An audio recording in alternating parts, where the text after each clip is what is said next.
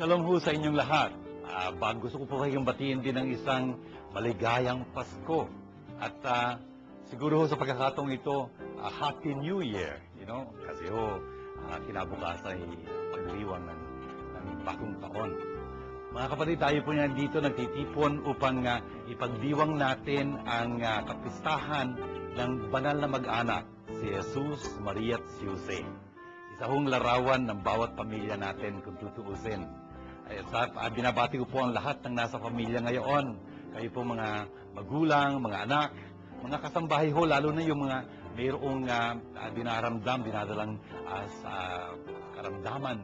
Yung po mga kaparian at mga diakono, mga reliyoso-reliyosa, katikista, nagpapalaganap po ng salita ng Diyos. Binabati ko po kayong lahat, mga seminarista rin. Saan po kayo naroon? Sana po yung pagdiriwang natin ito ng banal na mag-anak ay maging sanhi ng pagpapala sa ating mga pamilya. Sana po itandaan natin, si Jesus ho ang nasa sentro ng banal na mag-anak. Sana po siya din ang nasa sentro ng ating mga pamilya. At pagkasisigurado po tayo na hindi tayo pamabayaan ng Panginoong Jesus. At kung si Jesus ho ang nasa sentro ng ating pamilya, sana ho nandun din ang ating inang Birhen. Kasi talagang pagkakamo tayo ng biyaya ng ating inang Birhen maging tapat kay Jesus. Kaya ho sa ating pag-umpisa ng programang ito, gusto ko din kayong batiin ng Shalom. Sana po'y kapulutan ninyo ng pagpapala ng mga aral, mga gamit nyo sa buhay ninyo sa pagpapalagan sa salita ng Diyos, ang ating programang Word Made Flesh.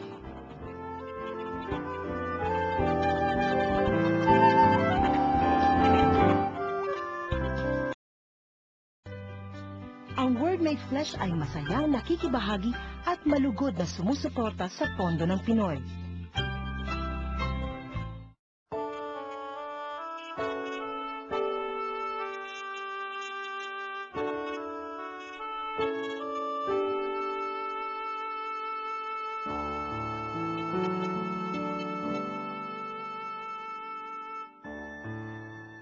Sapagkat ang mga ama ay binigyan ng Panginoon ng kapangyarihan sa mga anak, at iniuutos niya na sundin ng mga anak ang kanilang ina. Ang gumagalang sa kanyang amay, nagbabayad na sa kanyang kasalanan, at ang nagpaparangal sa kanyang inay, parang nag-iimpok ng kayamanan. Ang gumagalang sa kanyang amay, paliligayahin naman ng kanyang mga anak, at ang panalangin niya ay agad diringgin ng Panginoon.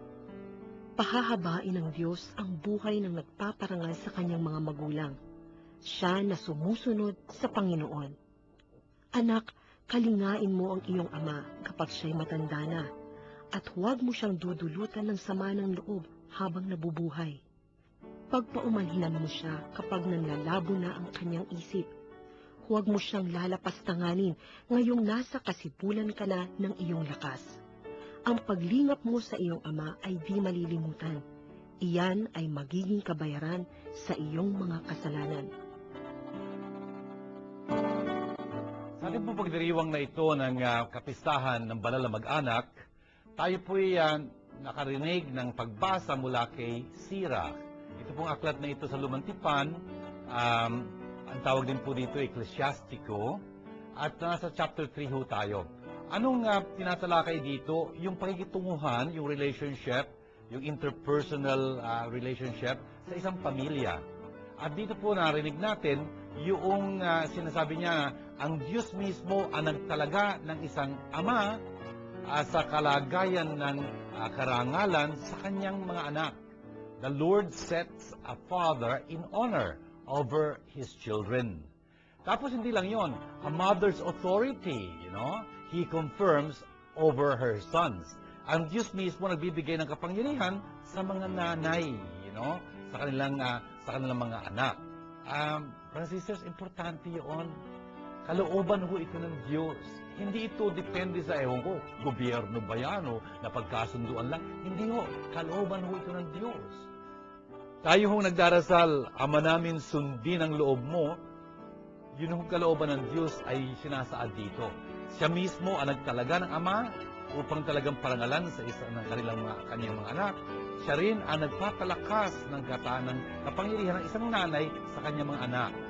Kung kaya naman dahil doon, yung nagpaparangal sa kanyang ama ay talagang nagbabayad sala. Can you imagine that, brothers and sisters? He who honors his father atones for his sins, you know? Ganun pala yun. And he stores riches who reveres his mother. Talaga hong ang tinutukoy dito yung ama't ina, no? Pagka pinaparangalan sa verse 3, ang ama, para ka na nagbabayad sala. Pagka ang nanay mo, talaga namang naninikluhod ka sa kanya, talagang pinaparangalan mo siya, ay nako, talagang nagkakamal ka ng kayamanan. Sabi niyan. Tapos hindi lang yun. Yung nagpaparangal sa kanyang tatay, ay sisiglahin ng kanyang mga anak pagdating ng panahon. In other words, tapos hindi lang yun. Pagka nagdasal siya, diringgin siya. Diringgin siya ng Panginoon. He is heard by the Lord. Theological passive. He is heard, diringgin siya ng Panginoon. And he who reveres his father will live a long life. Yung nagpaparangal sa kanyang ama, talagang hahaba ang buhay. At yung sumusunod sa Panginoon, siyang nagbibigay ng sigla sa kanyang nanay. No? Francis, sige niyo yung pinapangako dito ng Diyos sa magitan nitong aklat na ito. Talagang yung pagpamintuho natin, yung ating pagpaparangal, yung ating pagsunod, pagbibigay puri sa ating mga magulang, talagang ginagantimpala at ginagantampalaan ng Panginoon. Importante ho yun. Hindi lang yon. Sa verse 12 maganda itong sinasabi sa atin dito ni Sirach. Ang sabi niya, anak ko, pangalagaan mong iyong ama, kapag siya'y matanda na. At mo siyang bigyan, dulutan ng ikadadalamhati, habang siya ay talagang nabubuhay. Kung ang kanyang isipan ay talagang maging mahina na, parang uliyanin na siya, magpasensya ka sa kanya, be considerate with him. Don't revile him in the fullness of his strength, Huwag mo siyang, tutuyain dahil ikaw yung napakalakas. Francis, narinig niyo yun? Napakagandang bagay yun noon. Ang sinasabi sa atin dito dahil, yung kagandahang loob ng pinapakita mo sa iyong ama, ay hindi makakalimutan, ng Diyos. Tapos, talagang, it will serve as a sin offering, it will serve as a sin offering, it will take lasting root. Inulit niya yung sinabi niya nung una na he who honors his father, sa verse 3, atones for sins. Francis, tingnan nyo, ito ho yung napakagandang katuruan ng aklat ni Sirach, na talagang pagka isinakatuparan natin yung ika-apat na utos ng Diyos, honor your father and your mother, naku, you will be long-lived in the land God will give you. Sabi nga ni San Pablo, yun lang ang utos ng Diyos, doon sa 10 utos ng Diyos, yun lang ang utos ng Diyos, yung ika-apat na yun, ang may kalakip na pangako. That's true. Brothers and sisters, ewan ko, buhay pa ba mga magulang ninyo? Sana huwag niyong hintayin na matayin na sila bago niyo sila pakitaan ng magagandang loob. Pagka nakahimlay na sila doon sa kabahaw na iiyak. Ba't iiyak ka, Dapat hindi ka iiyak doon. Dapat dito sa buhay na ito, binigyan mo sila ng galak, ng sigla. Talagang pinaglingkuran mo sila para hindi ka iiyak doon sa kung minsan may nagsabi sa akin, iiyak. Alam niyo kung bakit? Kasi ang dami niyang dapat ginawa para sa kanyang mga magulang na hindi niya ginawa. Ang dami niyang dapat sinabi para sa kanyang mga magulang, mga gagandang bagay, pagpasalamat sa kanila, pagpupuri sa kanila, hindi niya ginawa. Kaya ngayon, iiyak siya. Hindi ko kailangan yung iyak na yun. Wala nang magagawa sa mga magulang yun.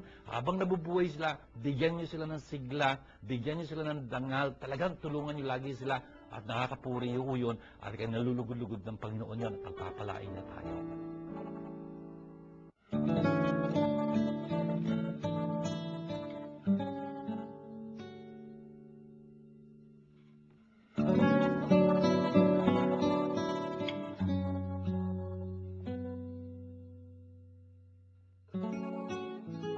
Kayo'y hinirang ng Diyos, itinalaga para sa Kanya at minamahal Niya.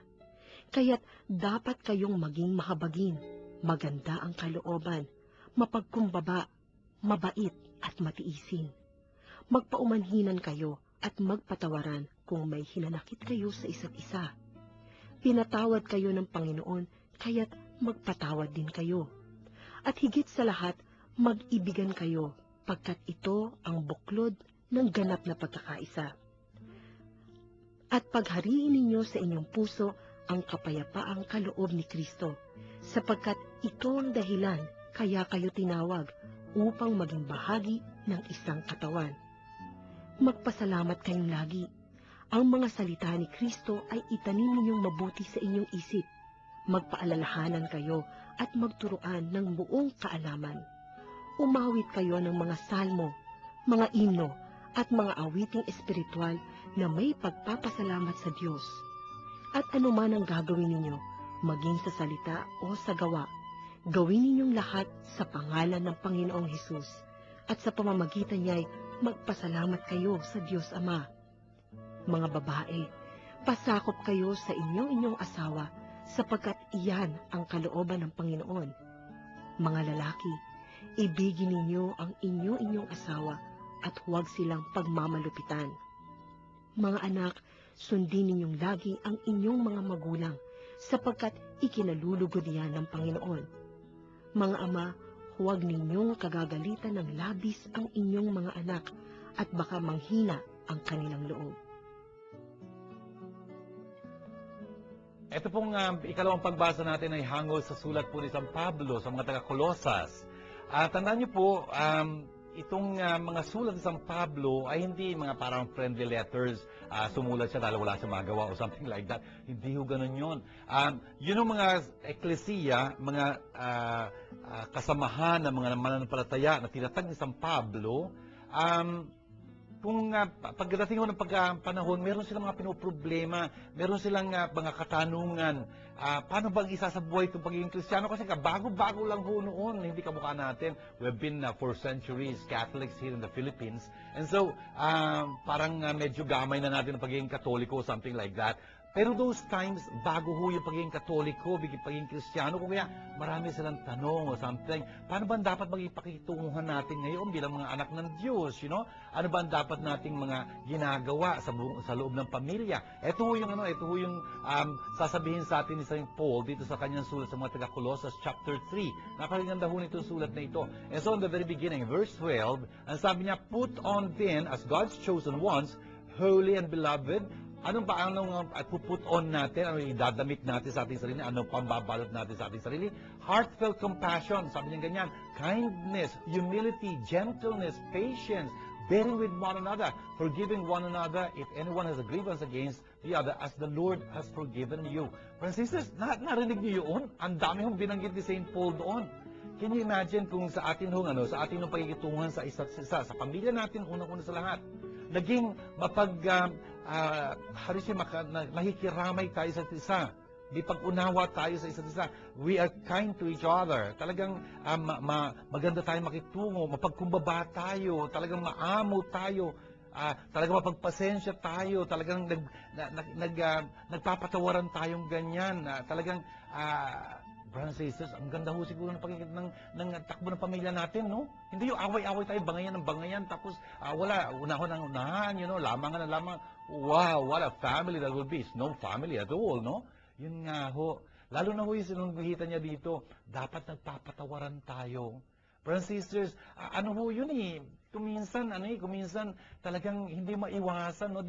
Meron mga di pagkakaunawaan. Bakit? Hindi naman pare-pare ulo natin, no? You know? Ewan ko ba, nag-aaway-away. Sabi nga nung isa, mismong tila mo, nakakagat mo no? Yun nga, kung pwede mangyari na hindi tayo pagkakaunawaan, anong dapat mangyari? Magpatawaran tayo. Tulad ng pinatatawad tayo ng Panginoon. Kaya nga tinuro sa atin ng Panginoon yun sa Our Father. Our Father, forgive us our sins as we forgive. And of course, sabi ni San Pablo dito sa verse 14, napakahalaga ho nito, sinabi niya, over all this, lahat ng ito, lahat ng mga katangian ito, anong dapat yung gawin? Put on, ibig sabihin, isuot ninyo ang pag-ibig. Put on love. That is the bond of perfection. Yung pag-ibig ho yun ang nagbubuklod sa atin. Nagbubuklod sa atin. Kahit na ang dami nating kamalian, ang dami nating pagkukulang, ang dami nating kapalpakan na ganoon, pag kami pag-ibig tayo, talagang humuhupa lahat yun. Love covers a multitude of sins. Sabi ganyan si San Pedro, you know. It's very important. Ito'y turo ito ng Panginoon sa atin, you know. bilang magkakapamilya, dapat umiiral sa ating pamilyang pag-iibigang iyon. At ang mga magulang, unang-unang nagpapakita nito, you know? At pag-iibig ho, hindi na pag-aaralan sa eskwela. You know? There are no books about this. Okay? And so, this is a value that is not taught, it is caught, you know? Kung yung mga magulang nagpapakita ng pag-iibigan sa isa't isa, hindi malayong matututunan yun ng mga anak, you know? Kung yung magulang malumanay, talaga mapagpasensya, at sinasabi nila yung pagmamahal nila sa isa't isa at sa kanilang mga anak, hindi malayong yung kanilang mga anak din talaga maging malumanay, talagang pasensyoso rin, talagang ganun ho yun, imitation. And then, ang sabi pa sa atin dito ni San Pablo sa verse 15, let the peace of Christ control your hearts. The peace into which you were called, you know, in one body. Brothers and sisters, yun ang dapat talagang umiral sa ating mga buhay din, yung shalom na yun ni Kristo. You know?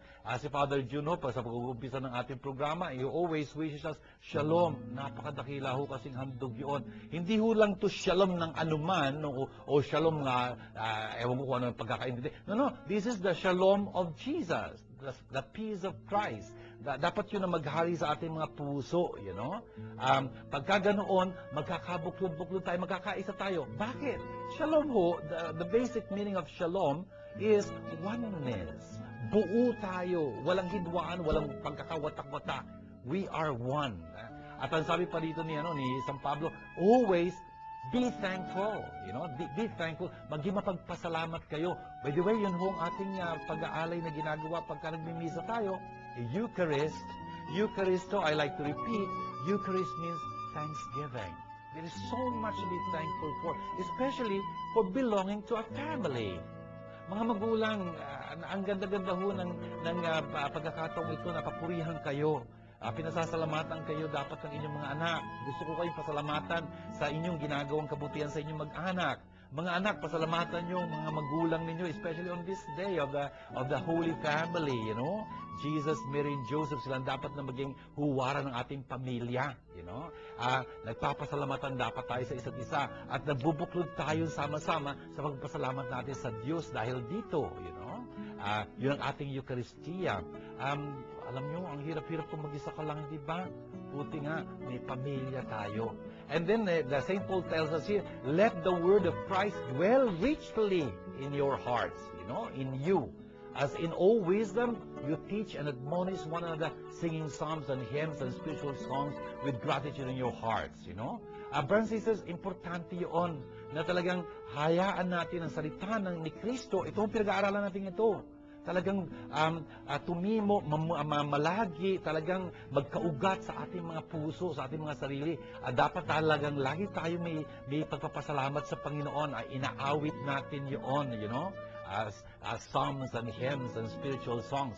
Hindi lang yun. Sa anumang gagawin ninyo, sa salita o sa gawa, gawin yung lahat ng ito, you know, sa ngalan ng Panginoon, in the name of the Lord. At ang dami pa niya sinasabi dito na talagang mga asawang babae, pasakop kasi kayo sa inyong mga asawang lalaki, you know.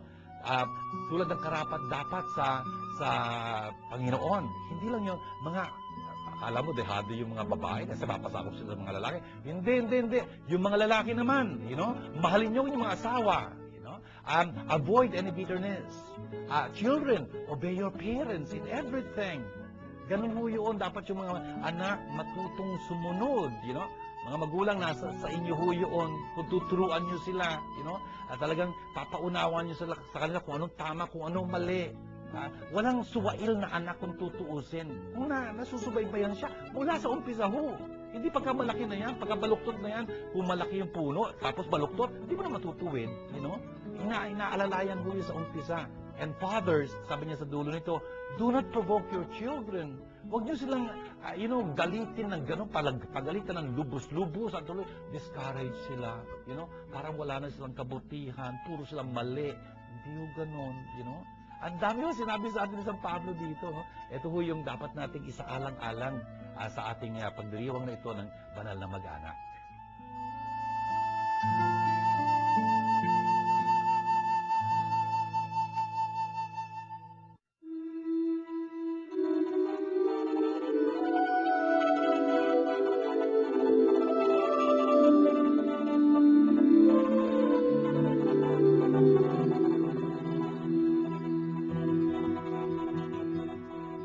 Sumainyo ang Panginoon. Magandang balita ng Panginoon ayon kay San Lucas. Nang dumating ang araw ng paglilinis sa kanila, kay Maria at kay Jose, ayon sa kautusan ni Moises, sila'y pumunta sa Jerusalem. Dala nila ang sanggol upang iharap sa Panginoon, sapagkat ayon sa kautusan, ang bawat panganay na lalaki ay nakatalaga sa Panginoon. At naghandog sila ayon sa hinihingi ng kautusan ng Panginoon. Mag-asawang bato-bato o dalawang inakay na kalapati. May isang tao noon sa Jerusalem na ang pangalay Simeon. Matapat at malapit sa Diyos ang lalaking ito at naghihintay ng katubusan ng Israel. Sumasa kanya ang Espiritu Santo na nagpahayag sa kanya na hindi siya mamamatay hanggat hindi niya nakikita ang Mesyas na pinangako ng Panginoon. Sa patnubay ng Espiritu, pumasok siya sa templo. At nang dalhin doon ng kanyang mga magulang ang sanggol na si Jesus upang gawin ang hinihingi ng kautusan, siya'y kinalong ni Simeon. Ito'y nagpuri sa Diyos na ang wika, "Kunin mo na, Panginoon, ang iyong abang alipin ayon sa iyong pangako. Yamang nakita na ng aking mga mata ang iyong pagliligtas, na inihanda mo para sa lahat ng bansa. Liwanag itong tatanglaw sa mga hintil at magbibigay karangalan sa iyong bayang Israel." Namangha ang ama't ina ng sanggol dahil sa sinabi ni Simeon tungkol sa kanya.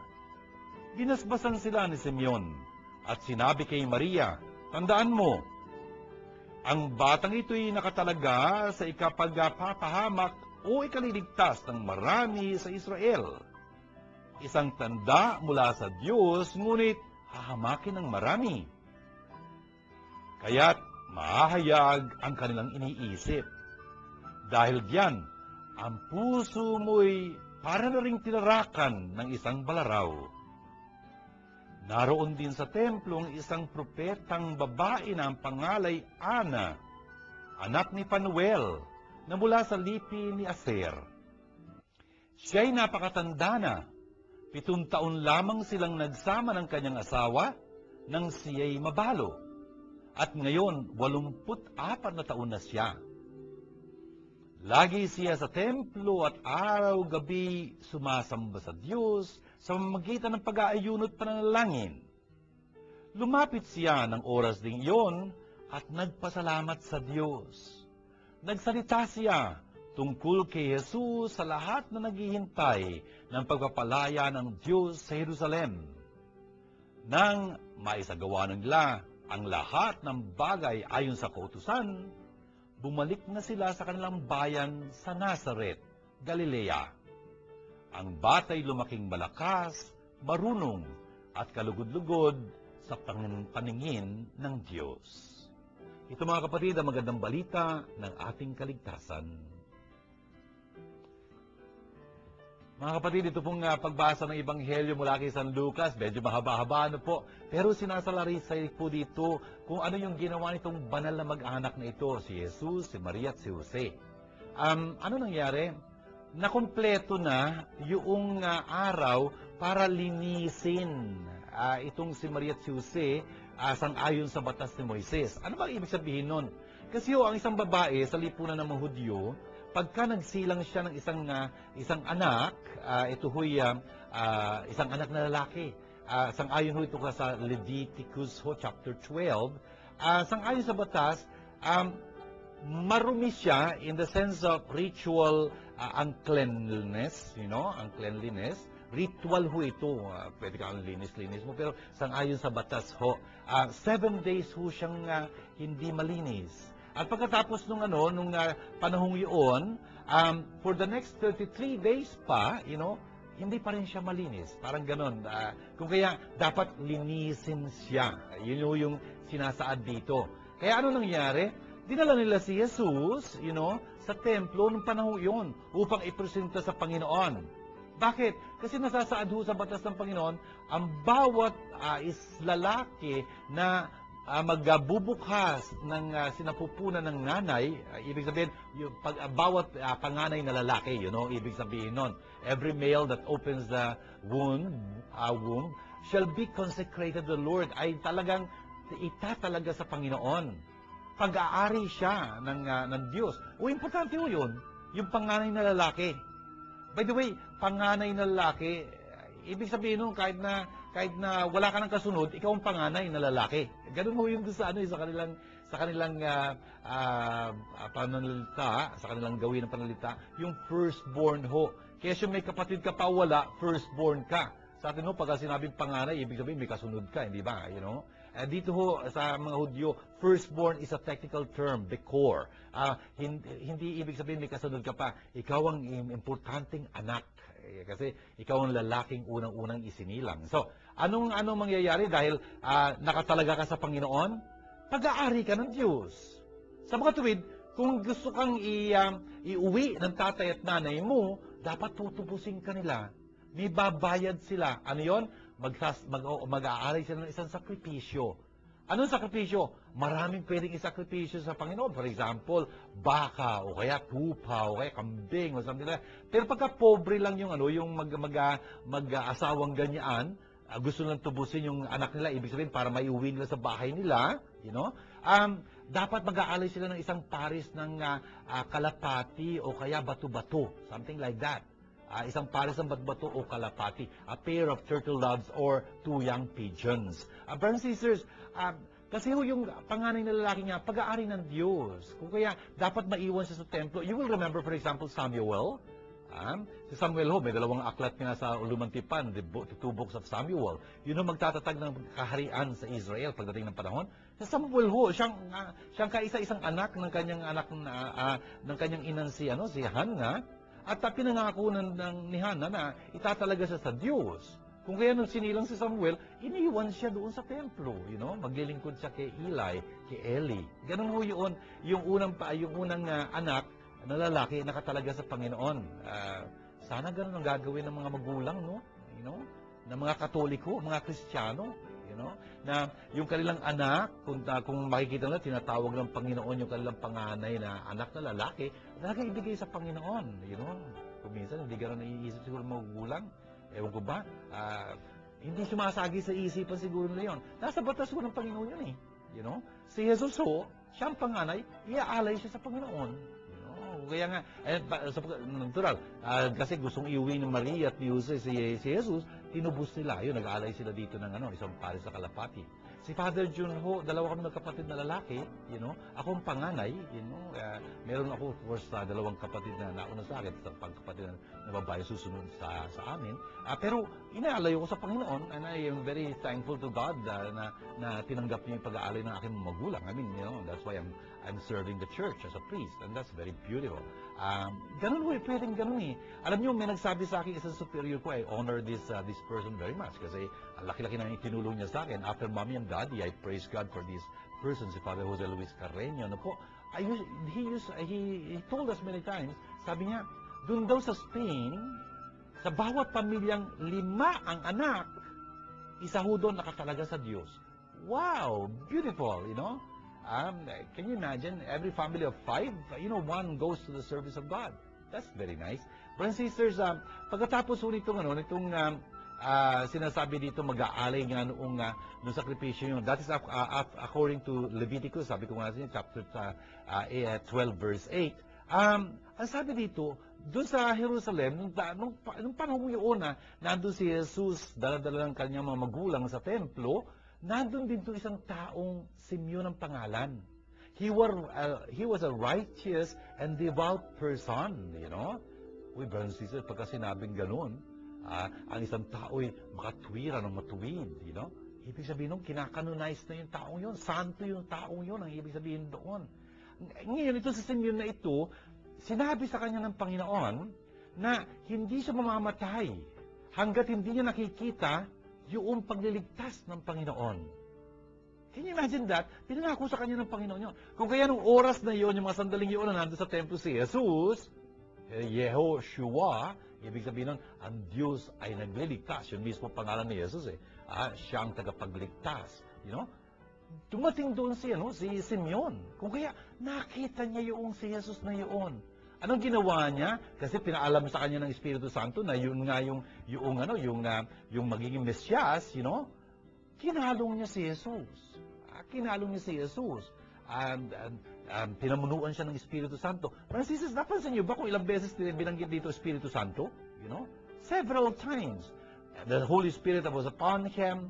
Tapos, the Spirit led him. He came in the Spirit to the temple. You know? Paulit-ulit itong Spiritong ito. Francis, napakahalaga kasi ng papel ng Espiritu Santo. At lalo na dito sa Ebanghelyo San Lucas, talaga sasalungguhitan niya yung papel ng Espiritu Santong yun sa buhay mismo ni Jesus. You know? Napaka-importante ho talaga ng Espiritu Santo sa ating mga buhay. Please remember that. You know? Napaka-importante ng kanyang papel. Francis, yung Espiritu Santong yun na naging sanhi sa pagiging tao ni Jesus, pagiging laman niya sa sinapupunan ni Maria, you know? Yung Espiritu Santong yun na nagbunyag kay Elizabeth kung sino itong Mariang ito, you know? Pumuspus sa kanya, kaya nga naibulalas niya yung mga bagay na yun tungkol sa kahiwagaan na nangyayari kay Maria. Can you imagine? Yung Espiritu Santong yun, ang mamumuno dito kay Simeon na papunta sa templo upang mamasdan niya ang katotohanan na pinangako sa kanya ng Panginoon na hindi nang bibigo ang Diyos.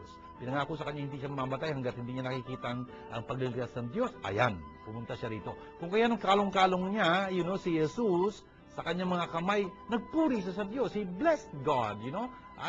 Pinagpala niya ang Diyos. Sabi niya, "Now, Master, you may let your servant go in peace." You know? Yun ho yung pambungad ng mga salita nitong awit na ito na kinathani sa Lucas. Brothers and sisters, by the way, Saint Luke was a very multi-talented person. Siya ay isang doktor, you know, manggagamot, sang-ayon sa tradisyon, ganun yun eh. Kaya makita mo yung gospel niya, talaga eksakto, yung mga description ng sakit, you know, etc. ganyan. Ako, talagang doktor ang nagsasalita doon, you know. Anyway, hindi lang yun, si San Lucas,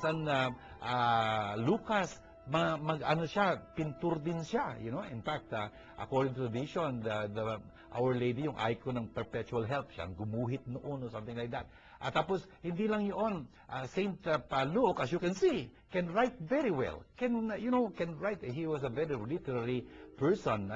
Yung Greek niya yung original na pagsusulat niya ito, was perfect. Ang galing-galing ko ng Greek niya. Kung i-compare niyo sa ibang Greek writers na sa New Testament, no one beats Saint Paul.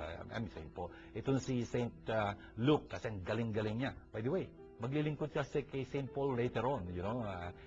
Ang maganda ho nito, Saint Paul also was a songwriter. Brothers and sisters, songwriter. For example, Glory to God in the highest. Siya may katha noon. Yung Blessed be the Lord, the God of Israel, na inawit ni Zacarias pagdating ng panahon. Yung ang puso ko'y nagpupuri, inawit ni Maria. Yung awit na ito ni Simeon, Nunc dimittis servum tuum Domine. Now you may dismiss your servant in peace, O Lord. Bakit? Nakita ng aking mga mata yung iyong pagliligtas, you know, na inihanda mo sa paningin ng lahat ng bansa. Verse 32, sabi niya, isang liwanag ito para sa ikahahayag sa mga hintil at ito magiging kaluwalhatian ng iyong bayang Israel. Yun nga ho, kaya manghang-mangha itong si Jose at si Maria na narinig niya yung mga bagay na iyon. At nagsasalita ho si Simeon noon because of the Holy Spirit. By the way, please understand that, brothers and sisters. And so pagkatapos nun, ibinless ni Simeon yung mag-asawang yun. At meron siyang sasabihin kay Maria sa verse 34. Sasabihin niya, tignan mo, itong batang ito, na daladala nyo dito, ito'y nakatalaga para sa tataas at ikabababa ng marami sa Israel. Siya ay isang tanda na talagang sasalungatin. At ikaw mismo, sabi niya ganyan, paglalagusan ng punyal, you know, balarawan sabi niya, ng kutsilyo, something like that, ng punyal, ang iyong puso man din, you know. Kasi you cannot touch Jesus without touching Mary, pagka nagkataon.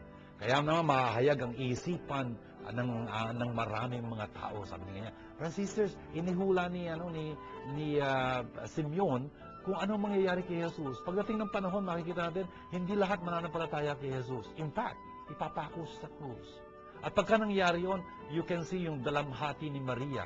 Kasi nandun si Maria sa paanan ng krus pagdating ng panahon yun. Really, nakita na yun ni Simeon dito. Ba't niya nasabi yung mga bagay na yun? Kasi nga pinamumunuan siya ng Espiritu Santo. He was inspired. Importante ho yun. Hindi lang ito galing sa kanyang sariling pag-iisip o ewan ko kung kuro-kuro niya. Hindi. He was filled with the Holy Spirit. It was the Holy Spirit who led him to the temple. Kung kaya nga, ang Espiritu Santo nag-uudyok sa kanyang isabihin to at papasalamat tayo sa kanyang mga sinasabing ito. Nakikilala natin mas lalo si Jesus. Nakikilala natin lalo kung sino itong Mariang ito. Francis, at that point also, there was another woman prophet, a lady prophet, a prophetess, ang pangalan niya Hannah. Anak ni Phanuel mula sa tribu ni Aser. Tapos, matanda na siya. 7 years sila magkasama ng kanyang asawa. Pagkatapos nung 7 years na, balo na siya. And now, she was 84 years old na. Medyo matanda na siya, no? Doon din sa panahon yun, nagpunta siya sa templo upang sumamba. Yun naman ugali niya. Nung nakita niya yung batang yun, naintindihan niya kung sino yung batang yun. Yun nga pala yung hinihintay-hintay ng Israel. Francis says, all this will be spoken of by these people, for example, Hannah, because they were prophets. Ano ba ibig sabihin ng prophet? Prophet, ibig sabihin, tagapagsalita ng Panginoon. Kung kaya, tinukoy niya itong batang ito na siyang hinihintay-hintay na magliligtas, ng Jerusalem. He spoke about the child to all who are awaiting the redemption of Jerusalem. Of course, hindi lang Jerusalem ang liligtas itong batang ito. And pagkatapos nun, sa verse 39, napakaganda nitong sinasabi sa atin dito, na itong mag-anak na ito, dahil tapos na yung iniutos ng batas na dapat nilang gawin, pabalik na sila ngayon sa Galilea, doon sa bayan ng Nazareth. Kasi doon sila tumitigil sa Galilea, sa norte ho, doon sa bayan nga ng Nazareth. How do you say? Tingnan nyo natapos na yung lahat ng dapat nilang gawin. Kung kaya, nagbalik na sila doon, at anong sabi sa verse 40? The child grew and became strong. Ang ganda kong malaman no? Itong si Jesus na ito talagang lumaki at talagang lumakas. Puspos ng karunungan, brothers and sisters. And with favor of God, the favor of God was upon him. Ang pagpapala ng Panginoon ay sumasa kanya. Brothers and sisters, yung paglakas niya, yung paglaki niya, hindi lang natural yun.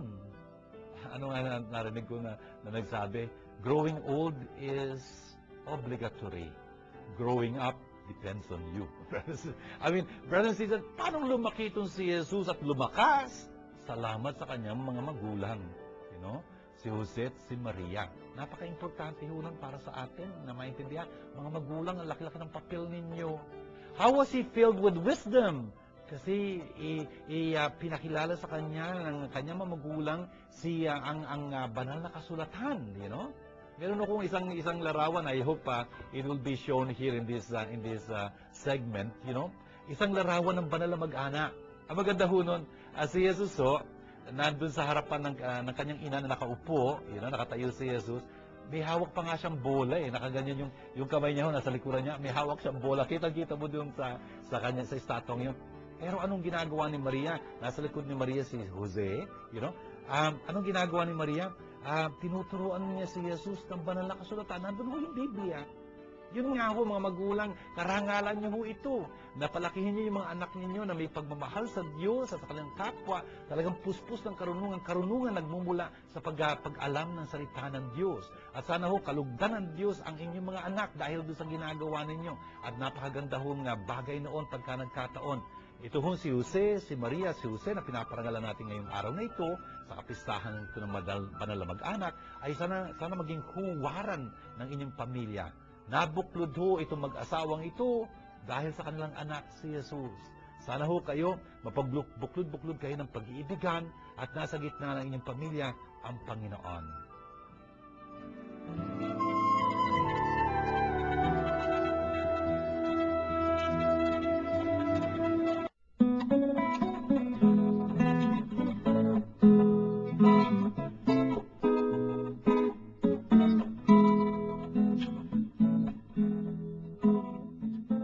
Father John, bakit kailangan itest pa ng Diyos ang ating pananampalataya? Thank you, Belinda, sa iyong tanong. Bakit po kailangang i-test pa ng Diyos ang ating pananampalataya? Alam nyo, ang ganda-ganda ng tanong na ito. Alam na ng Diyos ang ating pananampalataya kung tutusin sa ganang sarili niya, no? Ay, Diyos siya eh. Pero alam ba natin kung gaano katibay ang pananampalataya natin? You know? Siguro pinapakita sa atin ng Diyos, sa pamamagitan ng pagsubok na yon, kung may pananampalataya tayo o wala, kung meron tayo, ganong kalakas, ganong kahina.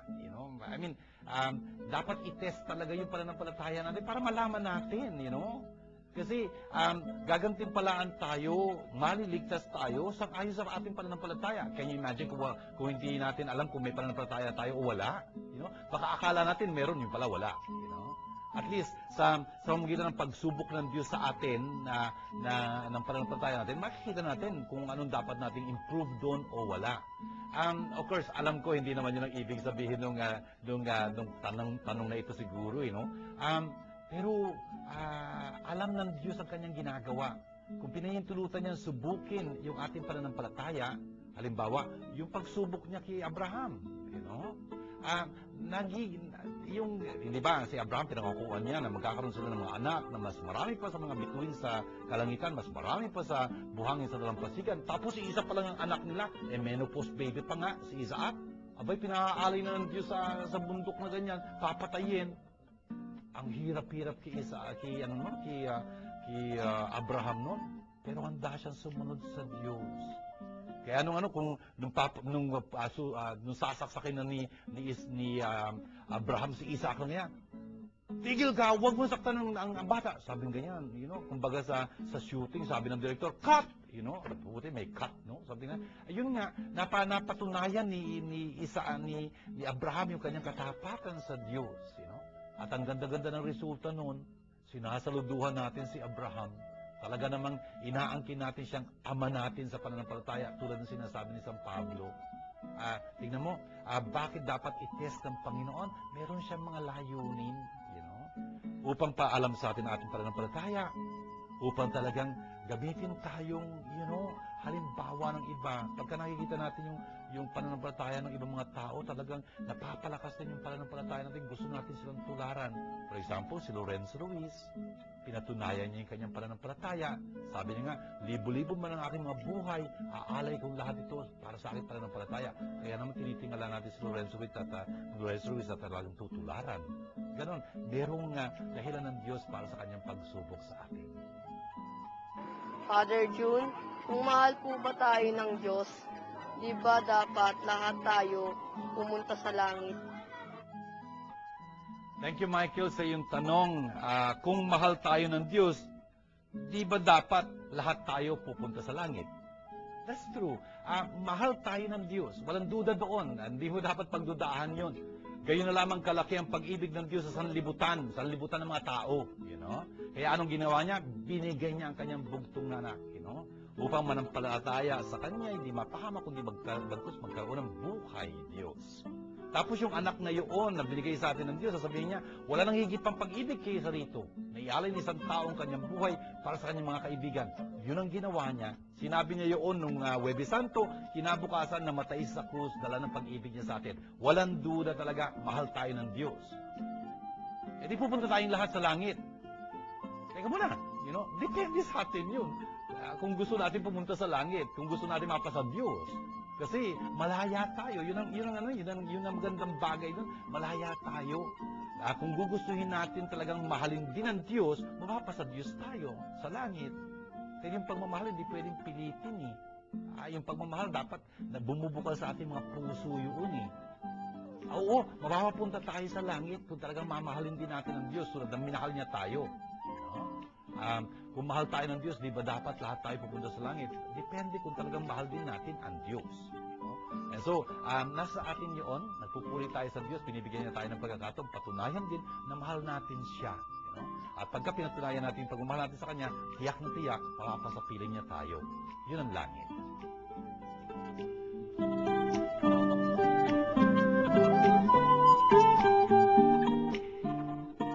Shalom. If you have been blessed by this program, please know that God needs your financial help to continue Word Made Flesh TV show in its mission of touching more lives. For your donations, please contact the following numbers. Father June Lingard, SDB at 823-9263 or 823-9220 or 0917-833-0863 or Miss Nitz Castro at 527-3952 or 0917-629-1851 or make your deposits to Word Made Flesh Foundation Incorporated, PPI account number Philippine Pesos 0011165362 or our dollar account 0014151206. I'd like to thank you on behalf of Word Made Flesh Foundation. Shalom.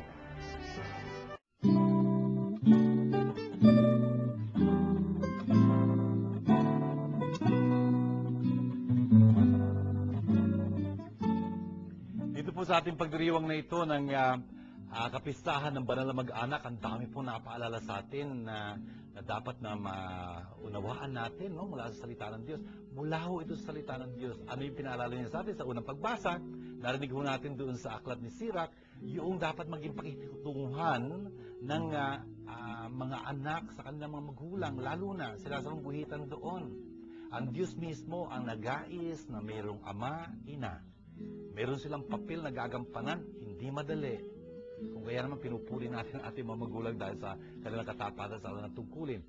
Pero may obligasyon tayo, mga anak, na talagang pakita yung ating paggalang, pagmamahal sa ating mga magulang. You know? Yung honor your father and mother, galang mo yung ama't ina, tatlo ang ibig sabihin nun. Pagrespeto, pagsunod, at pagmamahal. Yun ang pagrespeto, lagi yun. Yung pagsunod, depende yun. Pagka meron ka ng gulang at ikaw na dapat magpapatakbo ng buhay mo, hindi sila dapat na makikialam sa iyo doon. Ayun, tinuruan ka nila at lahat eh. Tapos yung pagmamahal, naku, hindi lang yun sa buhay na ito, kundi sa kabila din. Kaya kinugulitan at pinagdarasal pa natin ating mga magulang. Tapos, yun nga, yung ginagawa natin sa ating mga magulang, ginagawa natin sa ating ama't ina, talagang pinapahalagahan yun ng Diyos. Nagiging sanhin ng pagpapala sa atin yon. Tapos dito sa ikalawang pagbasang narinig natin, San Pablo naman, pinapakita niya sa atin kung anong dapat nating talagang ibalot sa ating mga sarili. Yung maging damit natin sa isa't isa, sa ating pagkatao para maging mas maganda yung ating samahan sa pamilya.